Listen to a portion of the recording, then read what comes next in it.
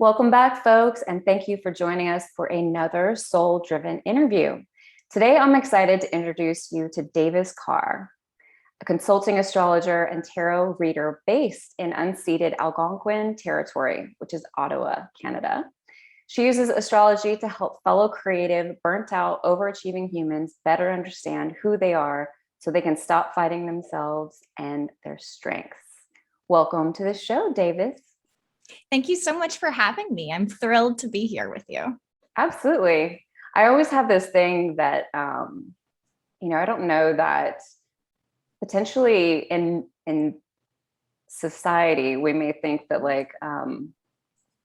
I love meeting women who have more boyish names, like James or Jesse, or they're just always the coolest ladies. So I love that your name is Davis. Whenever I meet another woman who has a more masculine presenting name, I always feel this kinship with them because they get it. They understand what it's like. Yeah, I think it's always cool. Yeah. I'm always, honestly, when I was younger, especially, I was always a bit upset that I didn't get more of a masculine name because I am a more masculine female. But I just, like I said, every female I've ever met who has had a more masculine name, cool person. That's all I have to say. Awesome. So Davis, how I came to find you online, I'll just share with everyone here. I found you on Instagram, and it was I think it must have been over a year ago. And I was actually really trying to think about exactly where it was that I came across you, but I don't know. But for whatever reason, I started following you, and I have just loved the information that you share on Instagram, the way you talk about astrology, the way you talk about tarot. Yeah, I love your graphics. I think you do a great job, and I'm so excited to have you here today. So thank you again.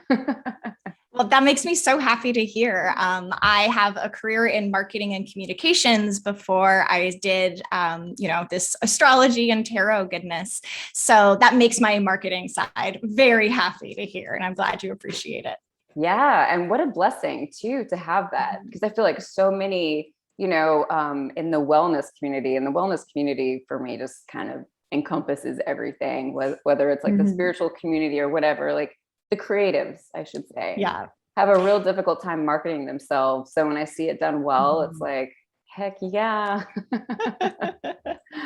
well done. Okay, so let's jump in. The first question I ask all of my guests: what makes you soul driven? I love this question so much, and I really put a lot of time and thought into answering it when I was preparing for this interview, because I really feel like there are so many different pieces of my life that make me soul driven. And there are certain things that before I really got into the spiritual, intuitive, holistic wellness community, things that I didn't realize were actually my intuition speaking and sort of me following my soul's path, as it were. Actually things like marketing and communication, that has always been something that I loved to do ever since I was a little girl. I was a huge Harry Potter nerd growing up.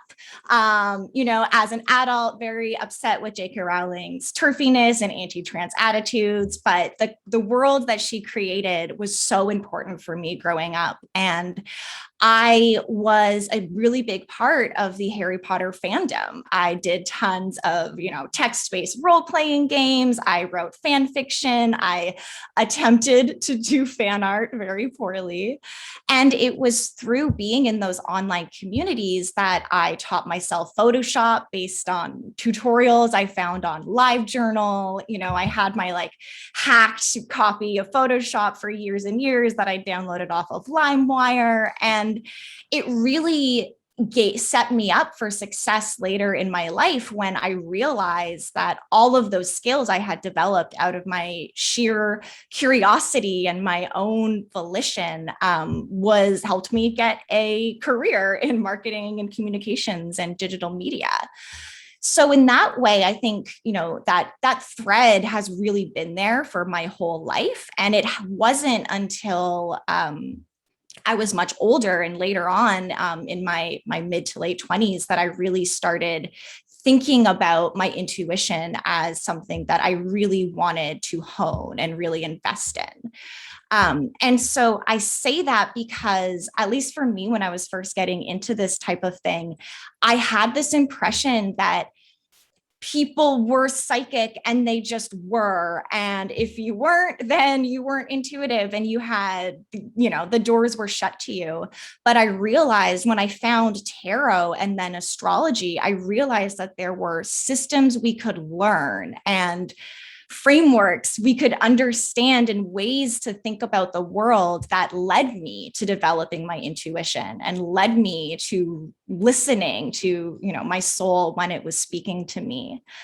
And so just that journey of listening more to my intuition, trusting my skills and educating myself and getting more and more into it has led me to where I am today, which is a self-employed consulting astrologer and tarot reader and micro business owner.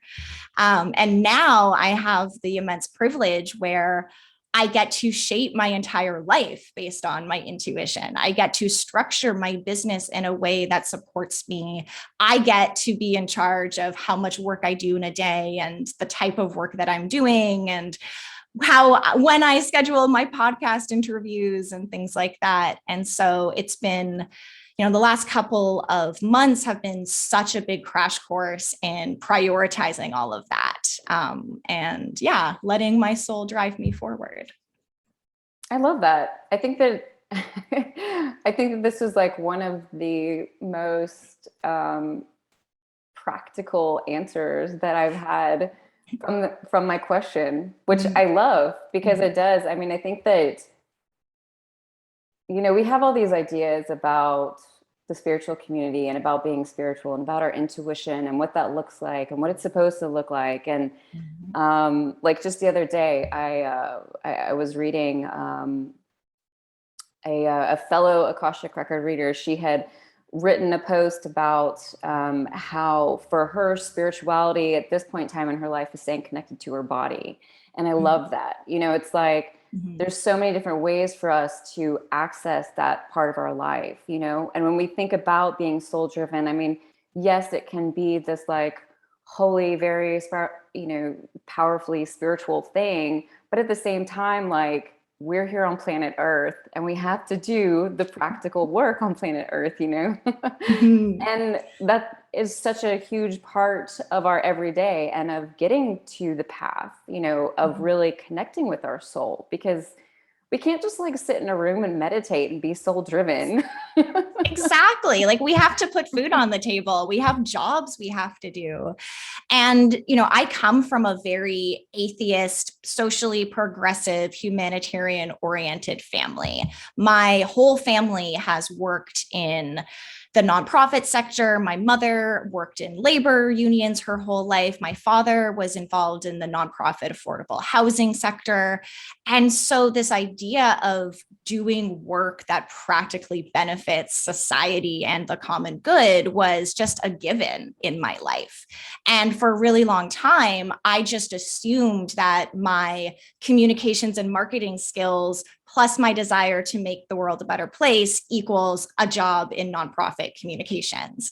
And that was my path for such a long time. And then when I found tarot and astrology, I was so reluctant to do the spiritual side of it. I felt allergic to it. And even like I studied philosophy in university, and it's very ironic because when I was studying the ancient Greeks and the Neoplatonic thought, I just hated it because I just had this idea of like, well, God doesn't exist. So all of this is stupid and useless. Can we please like go into modern times and learn Nietzsche and, to talk about postmodernism? And now today, I find myself much more oriented towards that ancient philosophy. I literally do traditional Hellenistic astrology, which is Platonic theory, but made real. So that common thread of wanting my work to be practical is so important to me. And I feel like because I am somebody who didn't grow up in that spiritual context, I don't have as much of that baggage. And I really want my work to be grounded in practical realities. I really want it to resonate with people and help them live their lives in a very practical way on a daily basis. Yeah, it's so interesting. I mean, the thing is like my story is the opposite in that I grew up in a Christian home. Both of my parents were fundamentalists when I was younger. Thankfully, my father broke out of that as I started at least being able to speak so that I could ask him all the questions without getting all the pushback. But and so I grew up very much with that. But I mean, for me, like I was born into this lifetime knowing God. It was like never a question to me. And even though it was in, the Christian framework, there was so much that I never agreed with or could identify with. But, and I've also, I think I shared this before we started recording, marketing, like that was always something I was going to gravitate toward just because of my personality, my natural inclinations. And for me, switching into this more spiritual work, starting my spiritual practice was also so hard. I mean, like I tantrumed with my guides for a good 3 months. Like, are you freaking kidding me? How am I supposed to make money this way? Like I wouldn't, I didn't care so much what people thought as much as just like, how am I going to pay the bills? Like I'll make good money marketing. And it was, inevitably, of course, they won. I surrendered, all is well. But that's still, I mean, in everything that I do, it's like I have to, even with my community, it's literally like we're merging the spiritual with the everyday. Like you can take all that cool woo-woo stuff, but if you can't make it practical, then what the hell is it worth, Exactly. And I too think like it's so helpful to be doing these activities and doing your spiritual practice a little bit every single day. Because I know for me, when I first was getting started, it felt like only on the full moon, only on the new moon, everything has to be perfect. I need to have all of the correspondences. And what I've learned over time is that 5 minutes of meditation every single day is infinitely better for me and my practice and my work than one big ritual every 2 months. And, we can really get tripped up over that type of stuff. But as we start to integrate it more into our daily life, it just gets easier and easier. And I also really like to think about it in terms of like, if we're only going to our gods or deities or spirits or whatever we work with when we're in trouble, all we're doing is asking. Like that's the annoying friend who only calls you when they have something to complain about. I want to have a relationship with my spirits and my guides that is like, hey, just checking in, what's going on with you? And, having those daily conversations so that it's less take. Oh, 1000%. I mean, for me, honestly, one of my, and this is a mission that's really just started becoming clear in my own life, but I really feel led to inspire people to create that personal relationship with God, source, spirit, whomever, whatever, I have no interest in judging that, but just all words welcome, all labels and definitions welcome. Yeah, for sure. I mean, as long as it's founded in love, like I'm there, but having that personal relationship because, and we're going outside of ourselves for answers and we're constantly looking to other things, we're going to get ourselves in trouble all the time. Yeah. When we have all the wisdom inside of us. But like you said, and my relationship with God, has evolved so much over the years. I mean, through my teens, I was definitely just hanging out with God when it was like everything's falling apart. And even probably for a good portion of my 20s too. But, that was a time of strengthening my relationship with God because God was always there. And I'm like, how are you here? Because like, if you were just showing up when I needed something, I wouldn't be here for you. Right? Like in human terms, but God always was. But yeah, I think that to me, that is like what spirituality is that personal relationship. And yeah, 5 minutes a day, I think is awesome. I love the rituals and stuff, but I can't really say that those bring me anywhere near the joy that I have by, the things that happen on the everyday, the more mundane stuff, if you will. Totally. So you've already kind of touched on your background quite a bit for us. I'd love for you and even a bit about, kind of jumping into tarot and astrology, but I'd love to know more about kind of how that happened for you. And like, was it astrology first or tarot first or? Yeah. So it's funny because so much of the story really feels like it comes down to chance. I discovered tarot and astrology around the same time. So the two have always been really inextricably connected for me. And so two major things happened. One, my personal life sort of blew up a little bit. I moved cities, I got a new job. And at that new job, I made a new friend who was working in the same workplace. And she was extremely cool, extremely progressive. We had all the same values. And she had a tarot deck. And that was a light bulb moment for me because I was like, oh, I can just go buy one. Like this just exists and is a thing that normal people who I like and admire do. And so the particular deck that she had was Thea's Tarot, which is this really fantastic deck. It was reprinted in the mid 2000s, but it was originally created in the 1980s by a lesbian woman named Ruth West. And as part of the reprint, they had somebody write this really fantastic guidebook. And it just totally spoke to me because it was progressive and genderqueer and freeing and just really, really aligned with me.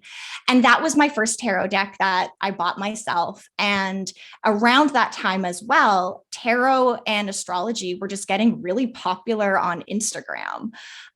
So it really was this moment of where it was in the zeitgeist and Chani Nicholas was starting to become really popular. And so I started following her. I signed up for her newsletters. And very quickly, I decided to buy one of her new moon workshops where she would lay out, here's all the transits coming ahead, one for each rising sign. And that was my first time, one, looking up at my birth chart and being like, oh my God, there's more than just your sun sign. What? I had no idea that was even a thing. And then, the way that she worked through it, it was very practical. As we've been saying, it was like, this is the house that's being activated. So this is the type of stuff that you might expect. And there were meditations and ritual guides included. And so that was really my gateway into spirituality in general. That was my first time doing new moon intention settings and reflecting on them at the full moon. And it just came at this really beautiful time in my life where before that, I really didn't have any coping mechanisms for the big, big feelings I had inside of me. And I look back on a couple of years before that, and I really see someone who was just bouncing off everyone else in her life and didn't have that center to return to. I didn't have that space for reflection that was just me, just my notebook, just my thoughts. And so, yeah, like as we've been saying, as somebody who had no history of spirituality, no access to God, like God felt so alien and unallowed for me. Tarot was that intermediary step. Tarot really was the first time where I developed a relationship with a tool who would be there for me when I needed them, who I could go to and ask questions of and get feedback and support. And the turning point for me came in early 2018, where I had gone on a trip with my family to visit my grandmother who lives in Geneva. And I didn't bring my tarot cards. And I had this moment when I was packing where I like put them in the suitcase and then I took them out and was like, no, I don't need those, whatever. And while I was on the trip, looking back, I realized, oh, so much happening astrologically. That's why I was feeling this way. But I just felt so emotional, had no way to process, like was really struggling. And all I wanted in the world was a tarot deck, was some way to understand, just like ask the question, what am I feeling? Why am I feeling this way? And what do I do about it? And I didn't have it. And I felt very forlorn. And in lieu of having an actual tarot deck, I started listening to tarot and astrology podcasts because I was looking for tarot podcasts, but I couldn't really find them. But I knew I liked astrology enough that I was like, well, this is basically the same thing. And so out of basically, sheer boredom / this, call to understand what was going on inside of me, I started studying tarot and astrology more. And when I got back from the trip, I turned to my partner and said, I am going to start doing this seriously. Like, I really want to learn tarot. I'm going to start doing like rituals and stuff more. We had moved in together a couple, 6 months before that. So that was a really important moment of me making space in my life for my spirituality and for my practices and really starting to commit to it. And so that's also when I created my Instagram account, which originally started as a bullet journaling Instagram account. If you scroll all the way to the bottom, you'll see photos of bullet journal spreads and whatnot. But very quickly, I was like, actually, I'm just journaling about tarot. And so eventually, I changed the name and made it more tarot oriented. So and then since then, I just have kept learning, kept growing. And I started reading tarot before astrology readings because tarot is a lot easier to learn. And it's a lot easier to practice ethically when you're newer to it. And so for a really long time, I was just a tarot reader until my astrology, I just couldn't stop it. Every time I went to write about tarot, I ended up writing about astrology. And so I knew that I really wanted to do this. I wanted to take it seriously. And astrology is so hard to learn on your own because there is so much information out there and it's really difficult to understand how all the pieces fit together.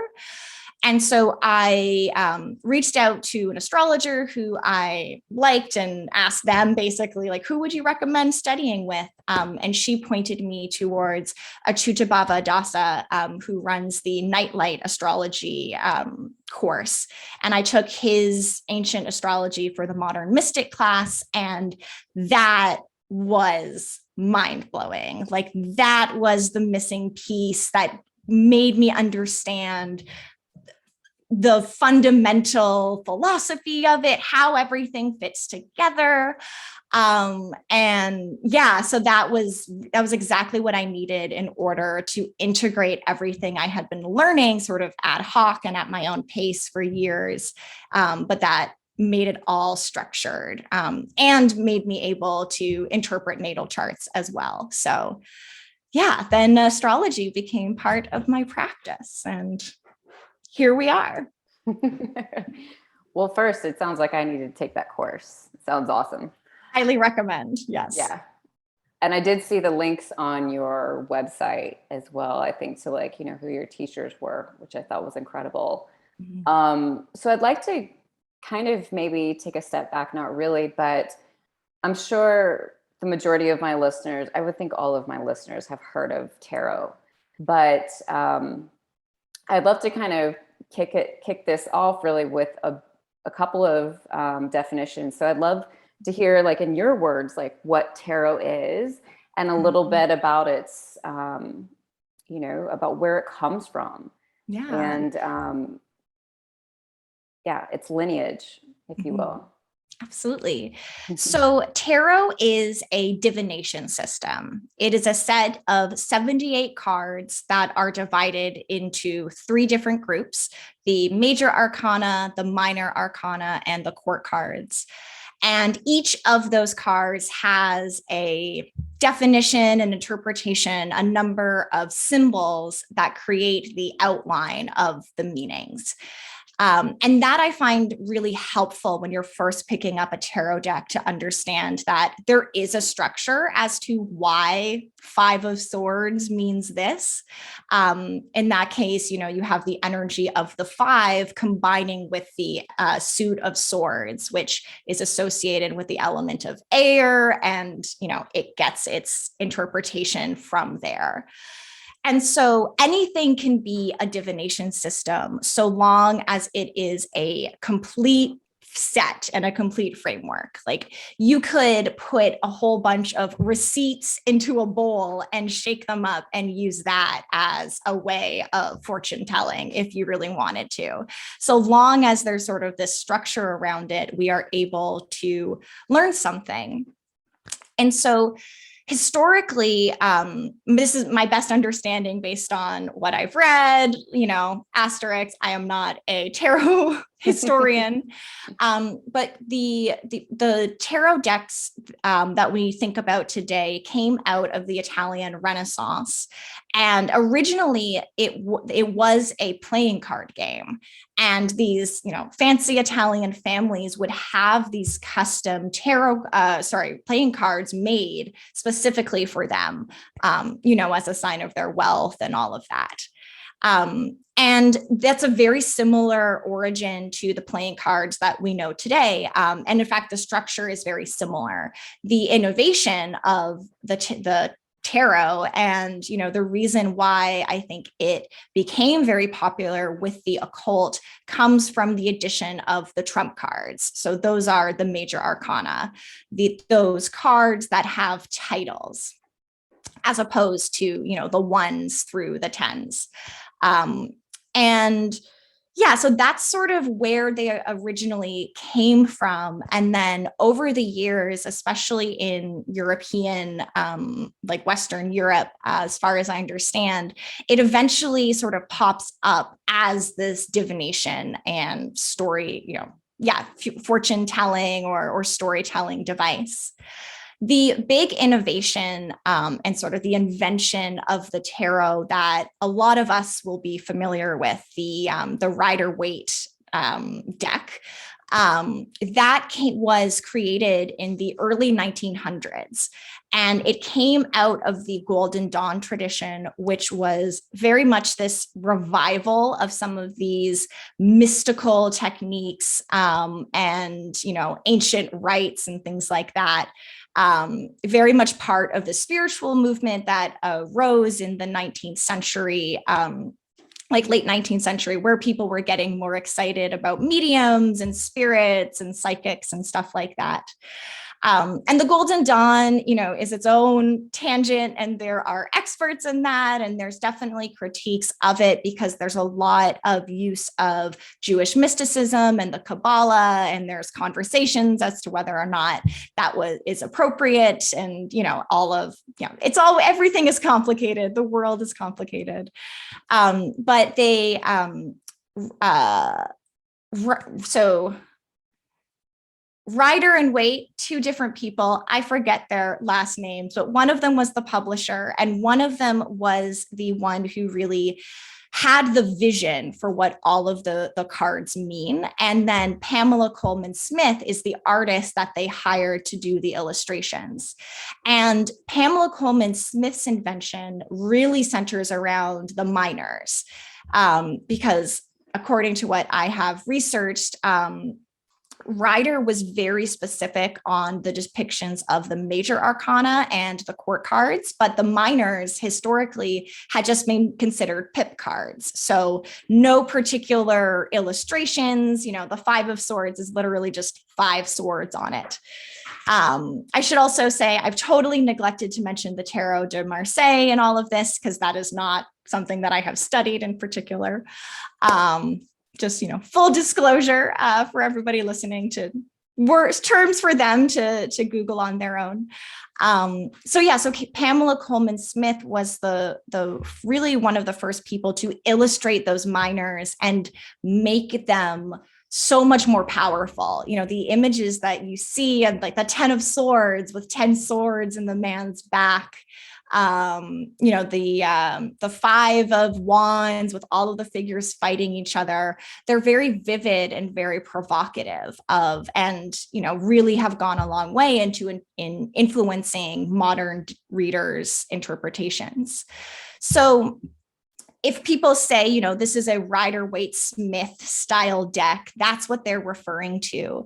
And what I love about tarot and what I find so powerful, like why it's such a powerful tool, is that there is so much room for complexity and nuance depending on how many cards you pull, what order they come in, what they represent, whether they're reversed. It's such a rich language. And the way that I use tarot primarily is as a tool for self-reflection. So I am not predictive in my approach to tarot. I really see each card as being an invitation for us to look at a situation differently. So, if a card comes up and I'm like, "Ooh, I don't like that," or "I don't understand it," the question I always ask myself is, how might this be true? Or what lesson is this energy trying to teach me? And so I really try to allow the card meanings to come through for me that way, as opposed to, always being like, this is what this card means definitively. I have a lot of Gemini in me. I like when things are complicated and multifaceted and 2 things at once. So yeah, that's my general tarot spiel for you. I hope teacher is in your future, because you'll be a very good teacher. I do a lot of teaching, not as much as I would like to right now, but definitely teaching in my future. Yes, absolutely. I think one of the things that really stood out to me that I loved, and, for folks who don't have experience with the tarot or really haven't sat down with it themselves, I love how you kind of explained that, it's a way of helping to understand your emotions, understanding your inner life, like what's going on, being able to look at the different archetypes of the cards, the different energies of the cards, and just having that ability to put something visual to words, to intuition, to, what I mean?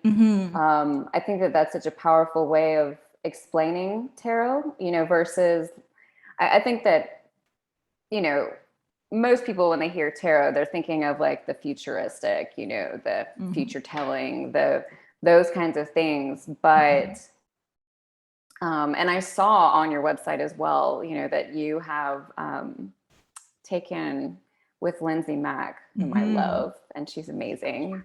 Oh yeah. Lindsay Mack has been such a big influence in my life. And yeah, I've taken a ton of her courses, especially early on when I was first learning. She's amazing. She's incredible. Absolutely incredible. But her, the way that she looks at tarot is soul tarot.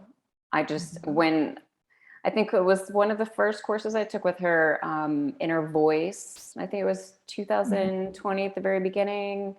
And when she talked about how like every card is a different energy, I just really loved that. You know, it was me coming from a Christian background, and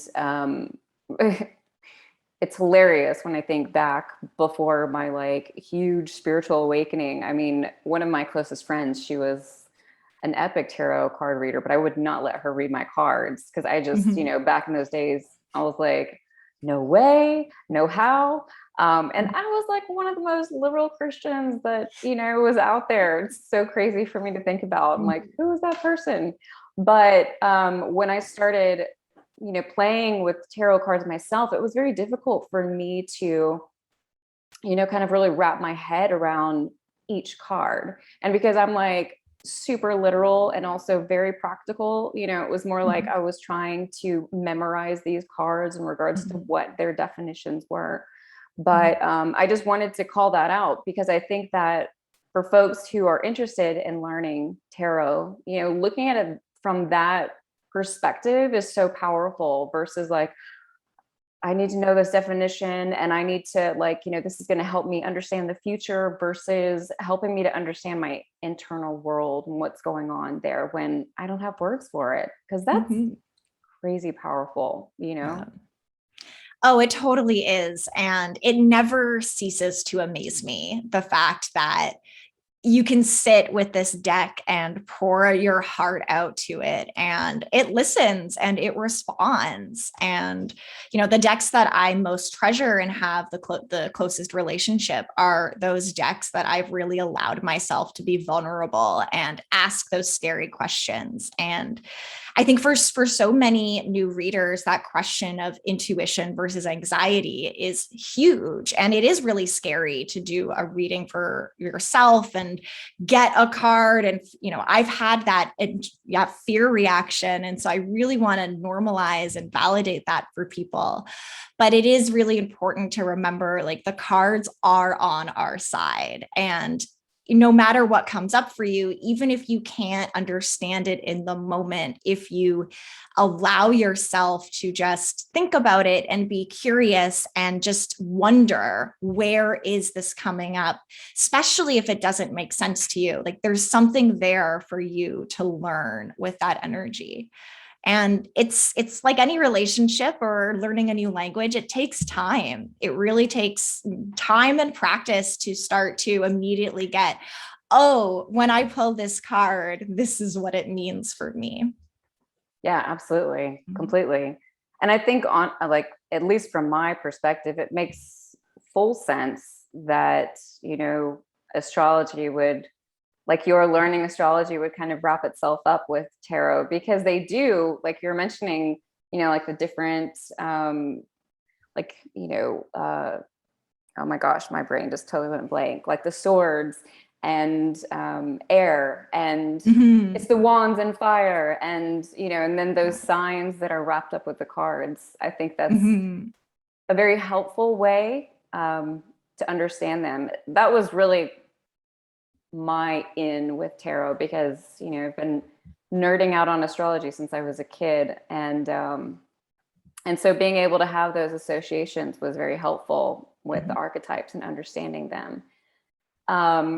So, and I also wanted to just kind of like, in regards to your astrology practice and the Hellenistic astrology, since you mentioned that, I feel like that is not such as mainstream, or at least it's not something that's talked about as much as like evolutionary astrology or whatever. So I'd love for you to also kind of share with us about what that is.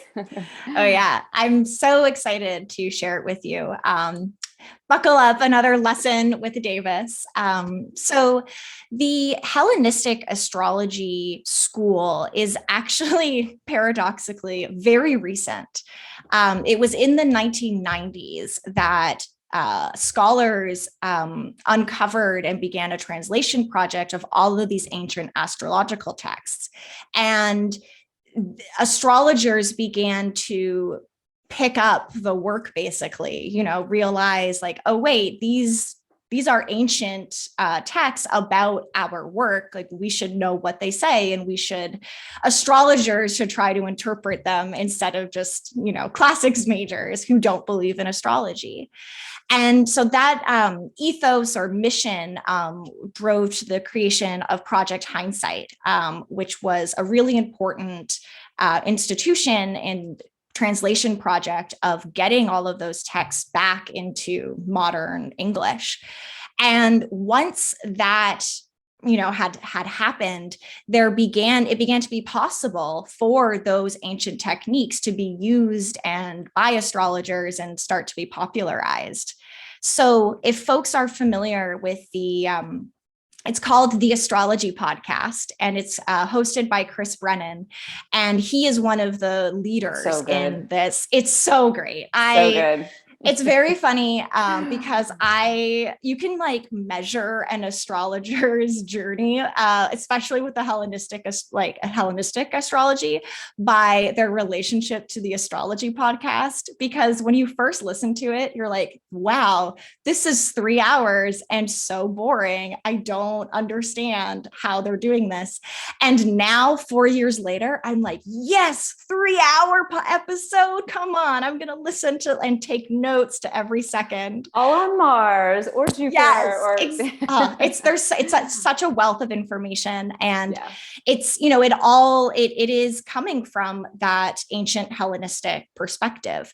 So that for me, like, I really love when I was studying Hellenistic astrology with my teacher, what I really appreciated about it is it finally explained the why behind a lot of things in astrology. Because when you're first learning it, you hear people say Venus is the planet of love and beauty.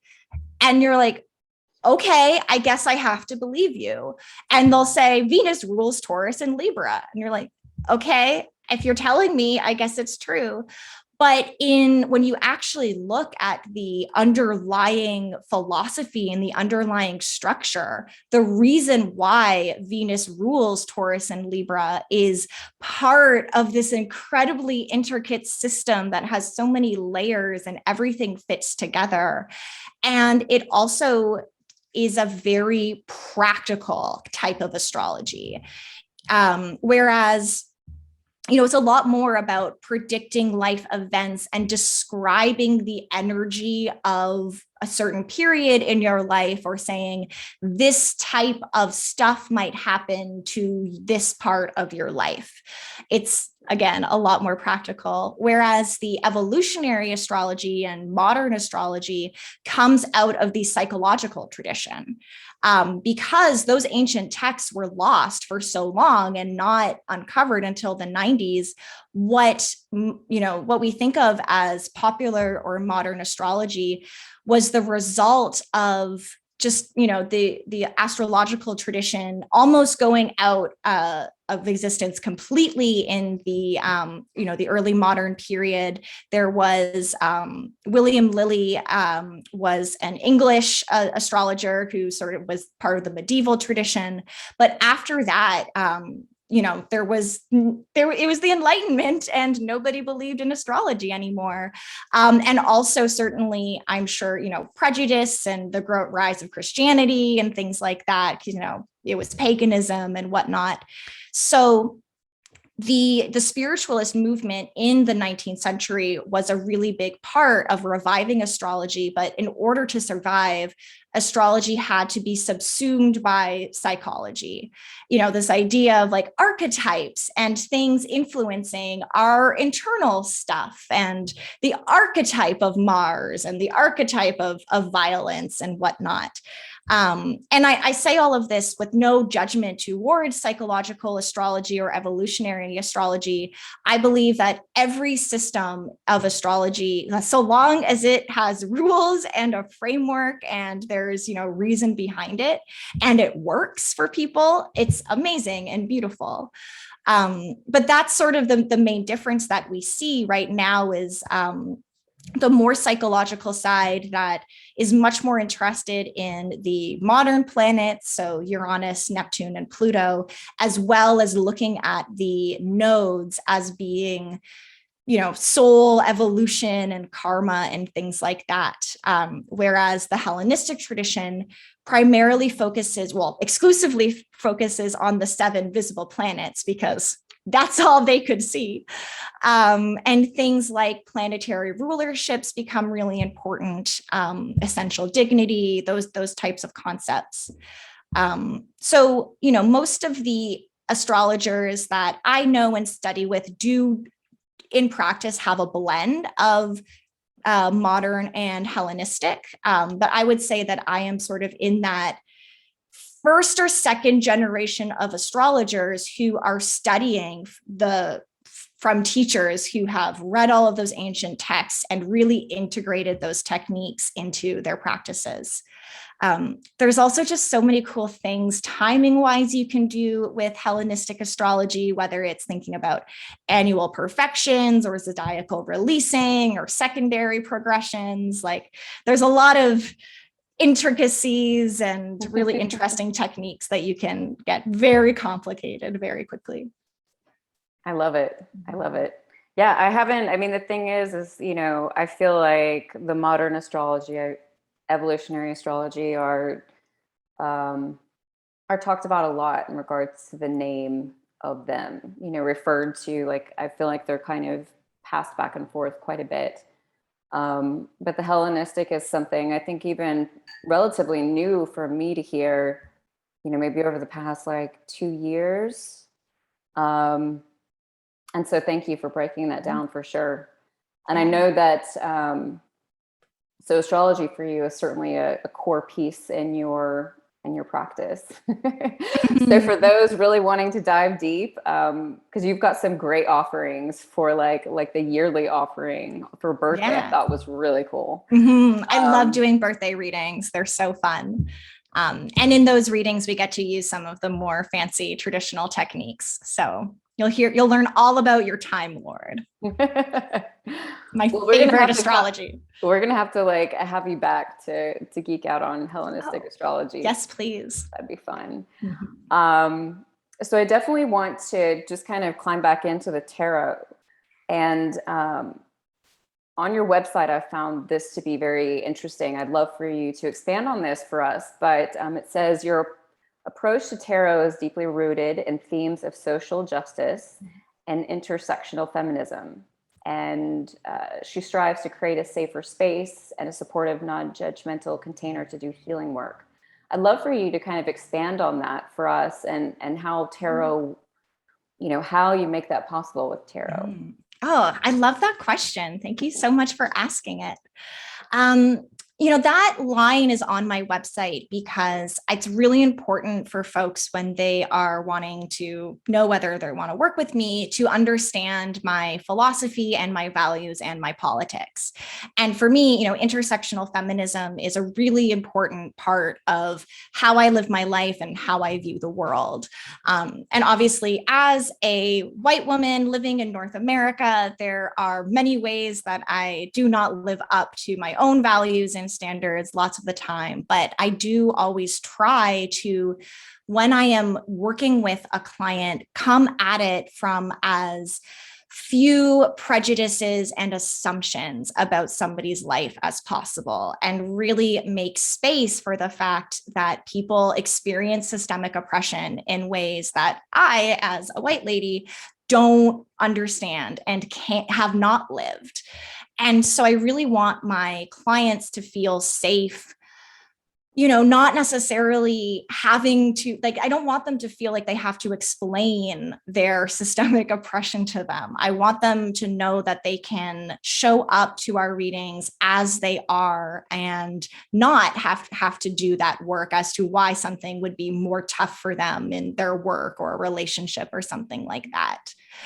And just from my own, when I'm sitting down with a client, really doing my best to not make assumptions about their lived experience based on their appearance or what I perceive of them.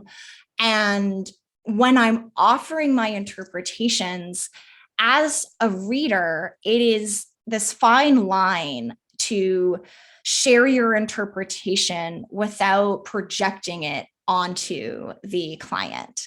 And I really strive to in my work when I am doing a tarot reading or sitting down and looking at a client's birth chart to explain to them what I'm seeing and explain to them why the where the meaning comes from. So when I do my tarot sessions, I do spend a lot of time explaining, this is what the fives mean. They mean loss and contraction in this moment before expansion, or a moment of enlightenment when you realize how far away you are.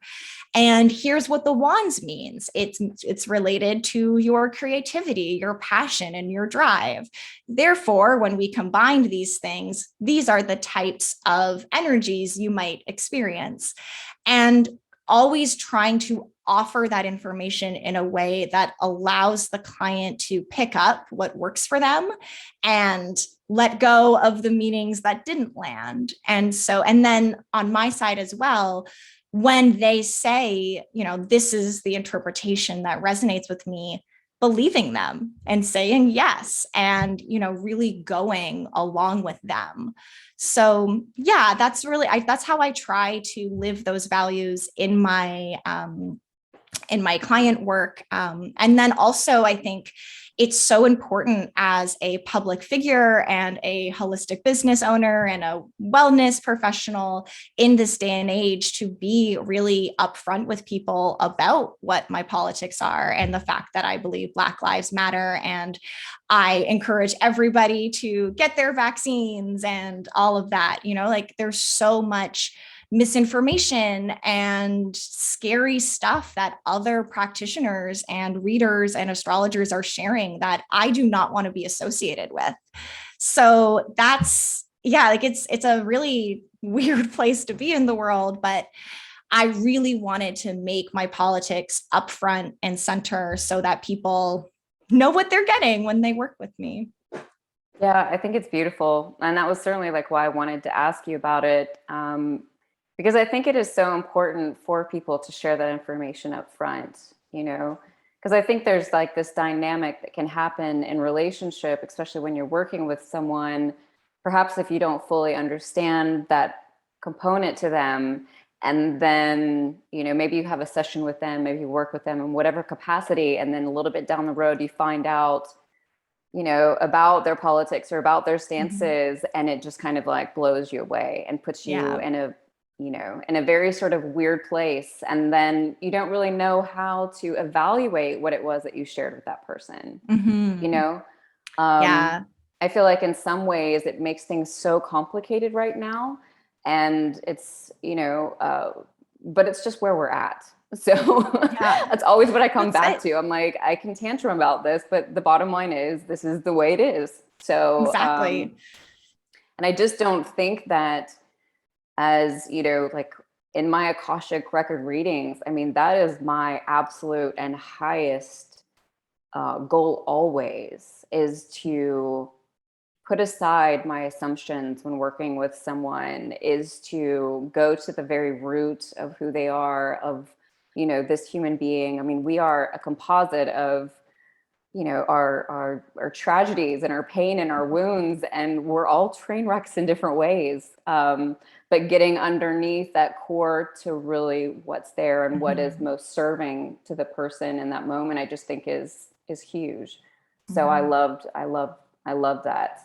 And yeah, this is a little tangenty, but I actually made a podcast about this. Well, I worked it into one of my topics, but I feel and am very saddened by so much of the misinformation that has been shared within the spiritual, metaphysical, occultish, whatever communities over the past year and a half. And I just, especially the past year, but I feel like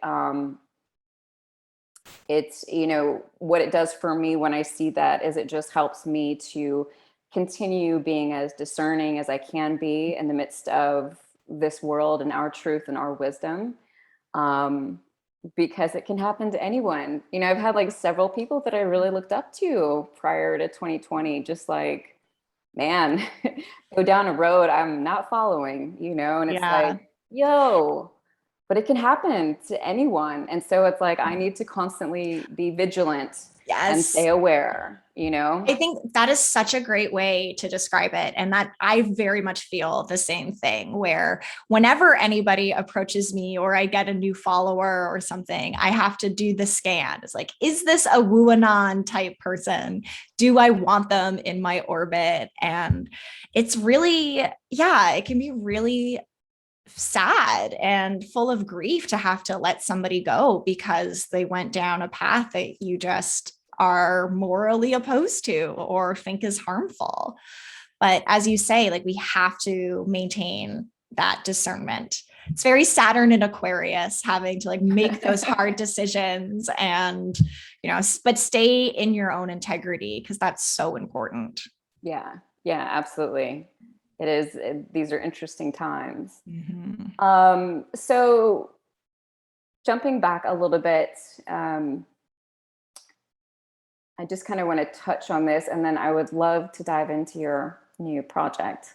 But I'd love for you to kind of share with us, you know, for folks who are interested in tarot or all of those things, like, what are some benefits of working with tarot? What are some uses? You know, like, we obviously talked about the emotional component, but I'd love for you to just like share some practical Yeah. benefits too. Ooh, so many benefits. Yeah, like I think we've talked a lot about the importance or value of going to your deck when you're really feeling a lot of feelings and needing to process and, you know, do that personal development work. But it doesn't always have to be that overwrought and dramatic, especially if folks are new to tarot and they're looking just to get into the habit of trying to connect the archetype of the tarot to what's happening in their daily life. I love a one card pull practice. So every day, either morning or night, pulling one card. And then I am a bullet journaling nerd. So I love having a notebook dedicated to it. And you just write, here's the day, here's the card. And then if you're new, you can write down the definition or a few keywords to help remind you, and also, you know, memorize and learn. But then the important part is reflecting and doing journaling and seeing, oh, the 9 of Pentacles came up today and I had a really lazy day and made a really delicious meal for myself. And it doesn't have to be like, you know, your 3-page morning pages or anything, just a couple of sentences in a notebook gets you into the habit of looking for those symbols and thinking critically and sort of thinking in that symbolic way of trying to find, like, where is the symbolic resonance of this archetype in my daily life. So I love that as sort of a specific, you know, thing that people can do. I also will tend to use spreads in a kind of a forecasting, but also getting a sense of like the energy of the month ahead. So if I do planning for September, for example, I have a 3-card spread that I'll use about business, and I use the same spread every month. And that's really helpful because it gives me that sense of consistency over time to see, oh, in Q1, these were the types of cards that came up. But by Q4, this is the energy that I was moving through. And I like to do that, that review and reflection of looking at how many cards I've pulled and the number of cards I've pulled in each one's. And I actually, this is a tiny tangent, but as tools and aids for helping people do this type of reflection and whatnot, my business partner and I have come up with these stickers and notepads that people can buy that help them keep track. We have a weekly tarot tracker, we have a daily tarot tracker, and then we also have a notepad that is all of the cards, and you can just write in how many every time you pull one card, or, you know, look back on the week and say, oh, these were all the cards I pulled this week. And it's really helpful tool for seeing, like, holy crap, I pulled the 10 of Swords 5 times in September. I'm really going through this energetic upgrade or whatever it is. So writing, tracking, and using it in that way, I have personally found to be really, really helpful in the long term. And then the final way that I'd recommend people work with cards is to actually sit down with your deck and pick one card, like face up, go through all of the cards and pick a card that whose energy you really want to tap into and lean on, and then have that card on your altar or make a photocopy of it and put it in your journal or put it in your purse and take it around with you. I think that is such a powerful way, to choose an archetype that you want to develop a relationship with, or if you have a scary presentation, bringing the King of Swords to remind you to stay grounded and powerful. That's a really, really great way of connecting with the archetypes in a way that is a little bit more magical and helpful. Those are great tips. I love them. And so the stickers and whatnot that you've created, I've seen those on Instagram too. Mm-hmm. They're beautiful, by the way, of course. I feel like all of the things that you share are beautiful. Well, Erin is the one who took my designs and layouts because I've been doing all this stuff by hand for years and years and years. And I basically just told her, this is what I want it to look like. And then she made them incredibly beautiful. Yeah. I love it. Yeah. Great collab. And you do like monthly workbooks as well. Mm-hmm. Yeah. So the monthly workbooks are also a collaboration between myself and Erin. And they actually are part of our online membership. So we run the Holo Valley Coven together, where we do bi-monthly calls for the new moon and the full moon, where I talk about the astrology and she talks about magic and ritual, and we all talk about our feelings. And so as part of that membership, there's a Discord community, but we also give folks these workbooks. And we've now started to sell those workbooks independently as on their own so that people can get access to them, because they are full of so much content and really amazing information. I do detailed astrology forecasts. Erin does altar suggestions and rituals and things like that. So those are great. The Libra season 1 just came out. I know, I got your email today. Awesome. Okay. I didn't know that you had a community. That's yeah, good. We're launched it at the beginning of the year. Next year, we're going to do more work into growing it and all of that. But it is open if folks want to come hang out. It is my favorite place on the internet, honestly. Like, the folks are so wonderful, and it really reminds me of old school internet forum days where you were just geeking out with a bunch of people who all liked the same things as you. So it's really lovely. That's awesome. Yeah, I launched the Soul Driven Collective back in May. And amazing. I mean, if your community is like your favorite place to hang out, then you're doing it right. Yeah, right. I think that's how it should be, for sure. Absolutely. Communities are awesome. Absolutely.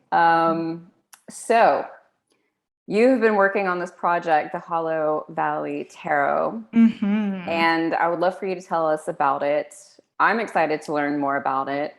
And so I'll just stop talking so you can share all about it with us. I'm so excited to talk to you about the Holo Valley Tarot. It has been almost 2 years in the making. It's been almost 2 years since Erin first approached me about it, and we decided to work on this project together. It really came down to the fact that Erin really wanted to make a tarot deck, but she wanted to work with somebody who was more familiar with the archetypes and the structures and all of that. And for myself, I have zero artistic skill in terms of illustration and whatnot. And so I really never thought I would work on a tarot deck. people love to ask tarot readers if they ever would do a deck. And my answer was always no, until Erin asked me. And I was just such a fan of Erin's work. She has self-published 2 other decks, the Holo Valley deck of symbols and the Holo Valley sigil deck, the sigil oracle. And the deck of symbols was so powerful for me and really transformative. And it was an amazing guidebook, and it introduced me to Erin's work. And so when she asked me, we were already Instagram friends and we had already collaborated on a couple of projects together. And it was an immediate soul yes for me. Like, it just felt so great. And the whole project really has felt like we've always been on the same page in terms of the timing and the development and our vision for the goal, our goal for the project. And when we first sat down to do the deck together, we both really wanted to create something that, similar to the Smith Rider-Waite Tarot, you could look at it over and over again and pick up different things. You could see this symbol one time, but then another time this part would jump out at you. So that was sort of my instructions to her. And when it came down to actually writing and creating the deck, the way that I ended up structuring it was all through the numbers. I wrote the deck and the guidebook descriptions ace through 10 initially, writing, the ace of wands, the ace of cups, the ace of swords, the ace of pentacles, so on and so forth. Because the numbers and that structure is how I read tarot, and it's what makes it easier for other people to learn. And I find it really frustrating when people give these vague descriptions that my answer is always like, why? How did you come to that conclusion? Don't tell me, show me. And so that was my goal in writing the guidebook, was to explain how the energy of the one combines with the energy of the sword to create all of these things. And for each card, I wrote an intention, a phrase of intention, an affirmation, something that really spoke to the energy of the card. And this is where things get very magical, because one of Erin's big magical practices and artistic practices is sigil making. She has an entire deck devoted to it, and it's a really big part of her work. And so what she did is she turned the intentions that I wrote into sigils, and then used that sigil as the basic layout for the card itself, adding layers of symbols and the other imagery to the card. So the creation process has just been this magical alchemy between my writing and my language and her artistic vision, and her interpreting my language through her channel. And the resulting cards are just so detailed and so rich. And I love that each card in and of itself is a magic spell, is this phrase of intention that is integrated into it. For folks who don't know what a sigil is, can you explain that real quick? So a sigil is basically if you take a word or a phrase and then you combine the letters in order to create an abstract symbol. And so magically what that does is it infuses the image with the intention of the phrase and sort of the intention behind the sigil. And then you can then activate, most sigils you'd activate either by burying it or burning it or drawing it on your hand or something like that. Sigil magic is very cool and unique. And so it felt really interesting to have that piece of it built into the deck as well. That's awesome. Yeah. It sounds like it's like, I like what you're talking about in regards to the why. I feel like every sort of guidebook that I've ever read, and I have like several books on tarot reading and those kinds of things. But it's just, for me, always, it's the why as well, in regards to really helping it to sink in. Again, if it's not practical. Like, what am I going to do with this? Exactly. It's not going to work. Yeah. And then, of course, because I am an astrology nerd, there's also lots of astrology touches in the deck. We use the concept of the decans. And so this is a way of dividing up each zodiac sign into 3 different parts. And then each one of those parts has a planetary ruler. And then each card in the minors are associated with one of those, that zodiac sign. So the 2, 3, and 4 of swords are connected to the sign of Libra. And so we have that. For me, when I was writing the definitions, I allowed, this idea of like, okay, what does the moon and Libra combine to make? And so that energy is also part of my description for the 2 of swords. And yeah, so there's lots of different elements there combined. I also have updated the astrological correspondences of the majors. So instead of the typical associations, like Mercury is the magician and Venus is the empress, what I've done is I meditated on the major arcana cards and the planets in different zodiac signs. And so that's what I use as the basis for the astrological correspondences for the majors. So the magician becomes ruled by Mercury in Virgo to give it, even extra nuance and detail. The Empress is Venus in Taurus, as opposed to Justice, which is Venus in Libra.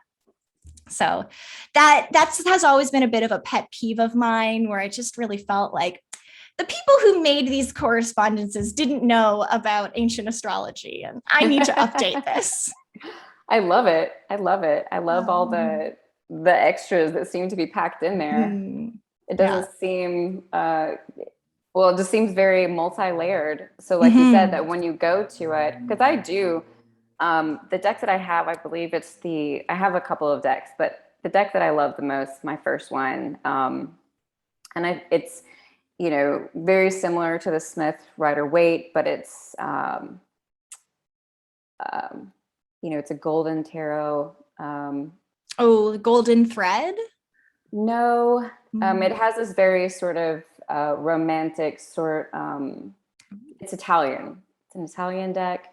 Oh, cool. They make a couple of them. Like some of them are ethereal. Like, I'm going to stop trying to describe it now. It sounds great. It's a beautiful deck. I love it. And, but like you said, every time I look at the cards, there is something new. There is something different there. And I so appreciate that. For me, the more abstract decks, because I've gotten a hold of them and they're so freaking cool, but I just don't identify with them as much. I'm a very visual person and I want more. Yeah, absolutely. I want to be able to run amok in that, in that space and see what comes forward. So you all have created this and you're launching it on Kickstarter, and tell me about this process. Tell me how long, the project's going to be running, all the important things. Yes. So the Kickstarter is from October 20th to November 10th. And I highly recommend folks get out there and pick up a copy as soon as possible, because the first 100 decks will have as an early bird special for folks. And we really need to get it funded in order to make the project a reality. So I'm very lucky that Erin has run a couple of Kickstarters before, but our goal is double what she has previously had. So we are just being as ambitious as possible, throwing everything we've got at this project. And what's amazing, when we were sitting down to plan out the campaign and the timing of it, the dates that we landed on was 22 days long. And for those of you who don't know, 22 is the number of major arcana cards in the deck. So we are using that as the guide, our anchor throughout the campaign. So each day of the campaign, we are going to have a live guest join us on Instagram to talk about the card of the day and explore the archetype of that card with the guest. And we'll also be posting the images of the cards on our Instagram account and also excerpts from the guidebook and all of that good stuff. So we're going all out. We're going to talk to so many amazing readers and witches and shop owners, and all of our friends basically are coming out to say hey. And we're also planning on doing a Halloween party. So we'll have a public event for folks to join us on the afternoon of Sunday, October 31st. That is very close to the Scorpio new moon. So we are actually going to make the new moon call that we do with our online community open to the public, make it a nice little party. Our goal is to be funded by the time Halloween comes around. So definitely suggest that folks run out and do that. And, I'm nervous about the Kickstarter because I know it's going to be a lot of work, but it also feels so nice to have worked on something behind the scenes, really hidden, be in that creation project process. And now we get to share it with the world and just tell everyone we know and cheer and celebrate and have a party. For sure. Have you gotten have you gotten a demo deck yet? Not yet. It is on the way. Erin sent it to the printers to get our sample decks last week. So they should be here. And then she's getting them delivered to Nashville, and then they'll be on their way to me after that. So I might have to wait a little longer, but they're coming. They're coming. That's exciting. And that's super exciting. Yeah. If folks are familiar with Erin's work, or if they have any other copies of her deck, the size and style and weight of the cards are going to be the same. So if you like the feel of Erin's previous decks, which I do, the first thing I said to her when we worked together is, we're using the same printer you always do. Because for me, the touch and feel of a deck is make or break. Everything. As to whether, I have gorgeous decks that I don't touch because they're just, the cardstock is too thick. Yeah. Or I can't shuffle them nicely, or they just don't feel at home in my hands. That's huge. Exactly. So I've tested these out. I know they're going to feel good. That would be at the top of my list as well. Yeah. Absolutely. That's awesome. I'm excited for you and excited to see how this goes for you. Okay. So just kind of wrapping things up here. I will be, of course, putting all of the links in the show notes in regards to where folks can get a hold of, your Kickstarter, get these cards, all of that very easily and quickly. Is there anything else about tarot cards that you would kind of like to share before we jump into the lightning round? I think the thing that's sort of coming to mind right now is that if folks have been curious but intimidated by tarot, I really encourage you to just try it out and experiment and explore and give yourself a chance to just see how it lands for you. It doesn't have to look a particular way. It doesn't have to be the same decks that everybody else uses. Just finding a deck that has a little tiny pamphlet that comes along with it, that gives you a couple of keywords, that's good enough to get started.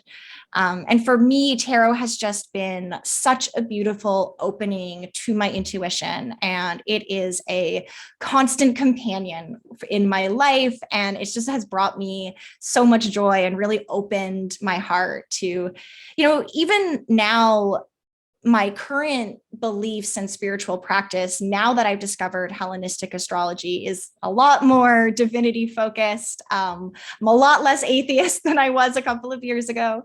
But tarot was the thing that really made it real for me. You know, astrology is great because you can learn it, but it can be very mental and just stay in the realm of the abstract. But when you pull the same card 5 days in a row, or if you have something on your heart and you pull just the right card at exactly the right time, like that's magic and that's spirit, and it's wonderful. And you're allowed to have that. Like, you are allowed to have a little piece of divinity in your pocket that you walk around with. So I give permission to everybody who's looking for permission.